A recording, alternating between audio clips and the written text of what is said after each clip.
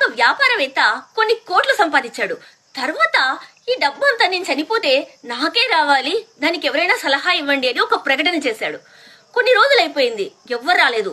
10 కోట్లు ఇస్తానన్నాడు, అయినా ఎవ్వరూ సలహా ఇవ్వలేదు. తర్వాత 100 కోట్లు ఇస్తానని ప్రకటించాడు, అప్పుడు కూడా ఎవ్వరు రాలేదు.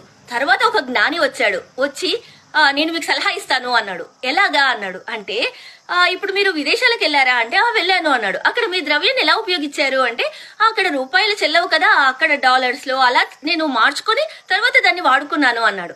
అయితే మీరు కూడా అంతే, పైకి వెళ్ళినప్పుడు ఈ రూపాయలు అక్కడ చెల్లవు, మీరు నరకాలకు వెళ్ళాలనుకోండి, మీరు పుణ్యాలు అన్ని వదిలేసి పాపకర్మలు అన్ని చేసి మీరు పాపం అంతా పొందితే మీరు దాన్ని తీసుకెళ్లిపోవచ్చు. లేదా మీరు అందరికీ సహాయం చేసి మంచి కార్యాలు చేసి పుణ్యం చేశారనుకోండి, మీ డబ్బంతా పుణ్యం రూపంలోకి మారిపోతుంది, అప్పుడు దాన్ని తీసుకెళ్లొచ్చు అన్నాడు. అప్పుడు అతనికి అర్థమైంది.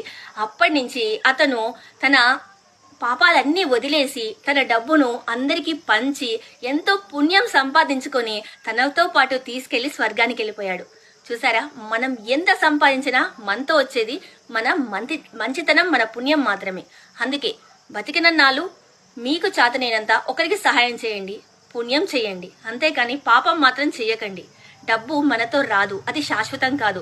పాప పుణ్యాలే శాశ్వతం, అవే మనల్ని పైకి కరెక్ట్ ప్లేస్ కి తీసుకెళ్తాయి.